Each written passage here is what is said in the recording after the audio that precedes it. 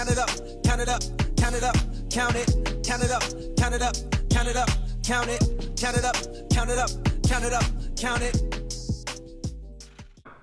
Hi, and welcome back to the newest installment of DSN and 5. In this segment, we're going to be talking about the NBA Finals. We'll give a little preview, and then we'll talk about the Game 7 losses for the Celtics and Rockets.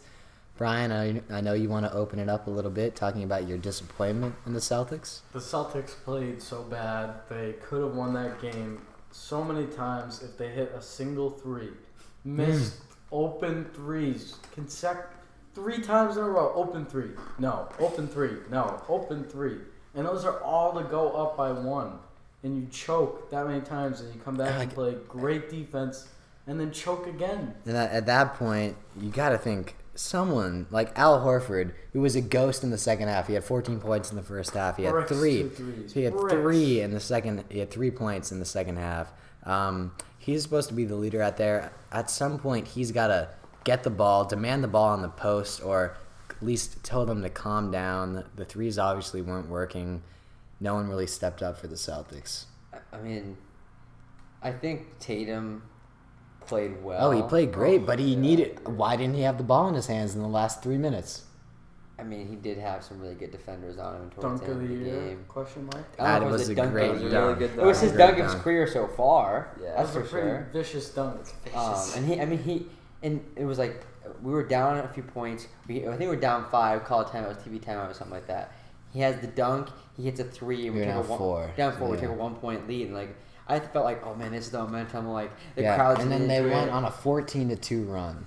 That cannot happen. It was happen. so disappointing to see that. Like you have, I was at a loss for words. I just saw LeBron pour it on and the Cavs pour it on, and we consecutively just pulled up and taking these threes and just missing everything we took. It was just like, as for any Boston fan, a Celtics fan, or just a sports fan, like this is a team that you want to see succeed. Like you wanted to see them get into the next round and beat the Cavs and beat like a Cavs fan like Jeff, because like you just don't like those. I'm not a Cavs fan. I'm not a Cavs fan. Let me just address something real quick. This is a playoff. This is a championship preview, not a personal. It seems like an after hours. Trent has some sort of personal vendetta against me, and I'm tired of it.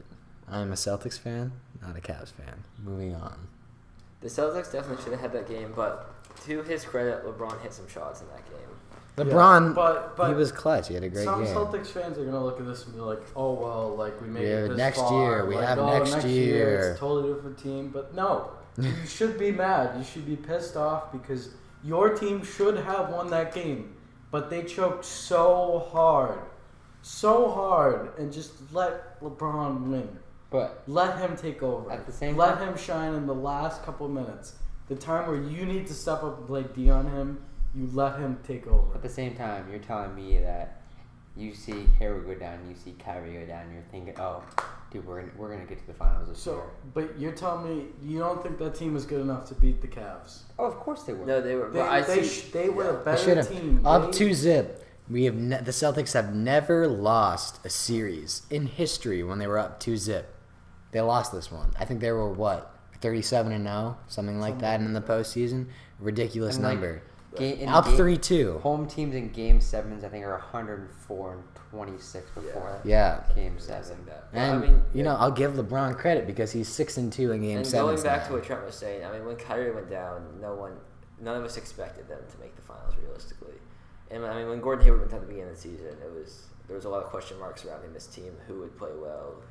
And I think long term, there's a lot to be happy with. Sure, you can look back on it and say, oh, they were playing with house money the entire year. So it's great they made it that far, but they absolutely they could never get there again. It's okay. I mean, What if LeBron sure goes they to could Philly? never get there again. This But is such a good conversation, but we only have 40 seconds left in this installment.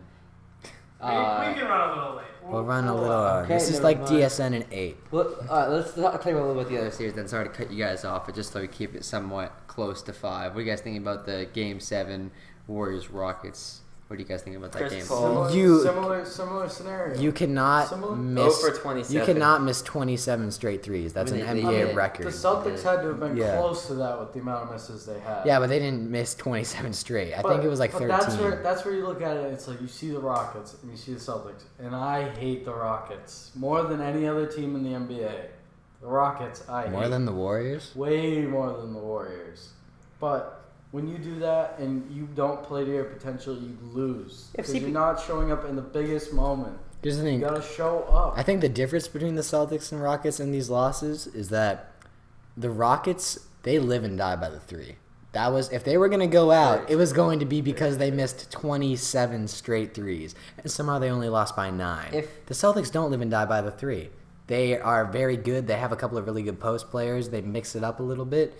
And they decided that they were going to live and die by the three, and they paid for it. If CP3 plays that game, they win the game. Absolutely. Absolutely. I can't agree with you. I think the CP3 Warriors completely changes What? the entire You can't say he would have won the game for them. You can't I can guarantee a win if CP3 Looking plays. back at it now, I think CP3 was the best player on that Rockets team. Looking at it now, looking back, even with Harden getting the MVP. He controls the pace of the game for him. He spreads the floor out. He can find the guys in It doesn't matter if better he finds. situations. It doesn't matter. James if he Harden was finds just them. chucking up threes. I saw him hit the top of the freaking backboard. No three at the top of the back. I will pull up some tape of think him one missing might the have. rim, I think hitting the one top might of the have. I white. think one might have. That's top of the white. It's not top of the back. You get the point. He was taking terrible shots because That's what he does. But That's how they excel. When CP3's in the game, he can find Harden for those better shots. Harden works better off isolation anyway.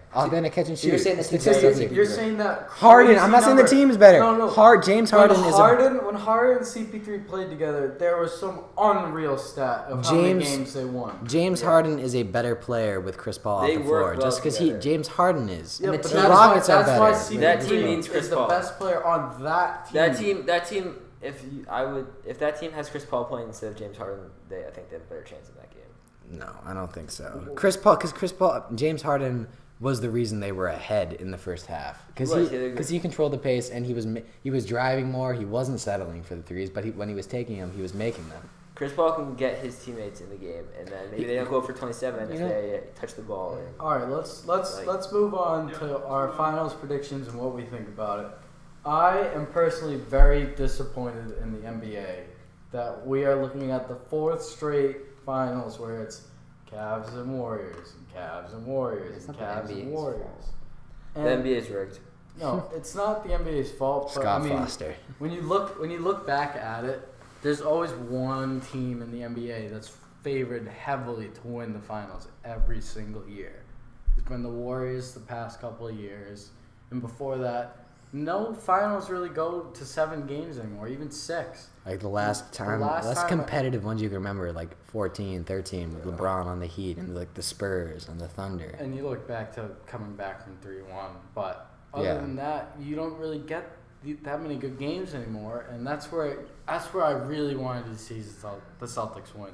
This was their time to break it up, to give it a change, because I think that the Celtics were way better equipped to beat any of the 2 teams coming out of the West, even though it wouldn't have mattered. Personally, next year, I don't think it's the Cavs or the Warriors in the finals. You don't think the Warriors? No.